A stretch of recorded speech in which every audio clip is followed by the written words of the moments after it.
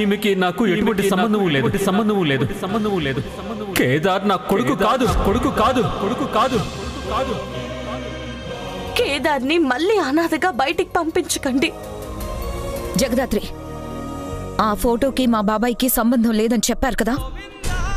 మీరింకా ఇంట్లో నుంచి వెళ్ళొచ్చు. ఇది కరెక్ట్ కాదు దినా. ఏం వినిపించట్లేదే. సాక్ష్యాలు తీసుకొని రావాలి అన్నారు.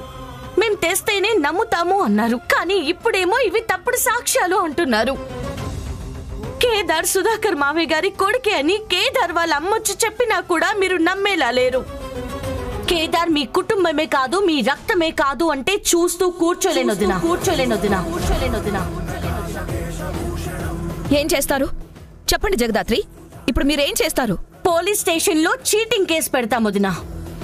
మాకున్న పరుపతికి గతంలో జరిగిన వాటికి సాక్ష్యాలు తీసుకుని రావడం కష్టం కావచ్చేమో, కానీ మీ మీద గెలవాలనుకున్న ప్రత్యర్థులకి కష్టం కాదు.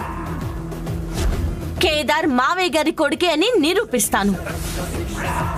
ఆ ఒక్క ఫోటో పట్టుకొని స్టేషన్ కి స్టూడియోకి వెళ్తే అందరూ మీ వైపు మాట్లాడతారని ఎలా అనుకుంటున్నావు? మీరు మమ్మల్ని కోపంతో భయపెట్టాలని చూస్తున్నారు దినా. కానీ నిజానికి మీరే భయపడుతున్నారు. మీరు ఇంట్లో ఉండడానికి ఒప్పుకుంటున్నా. వాళ్ళని ఇంట్లోంచి పొమ్మని చెప్పు కౌశికే. వదిన వెళ్ళమని చెప్తేనే మేం వెళ్తాము అంటున్నాను. ఈ ఇంటికి వీళ్ళకి ఏం సంబంధం ఉంది వదినా? ఇందాక మీరు మాట్లాడటం నేను చూశాను. మీరు ఎందుకు వీళ్ళని ఇంట్లోనే ఉండనిచ్చారో నాకు అర్థమైంది వదినా. దాని చేతిలో ఉన్న పేపర్ లాంటి దాన్ని చూపించగానే మీరు మావయ్య గారు భయపడ్డారు. దీని చేతిలో ఏముందో చూస్తే అసలు వీళ్ళని ఇంట్లో ఉండనివ్వటానికి గల కారణమేంటో అర్థమవుతుంది. ఇటివే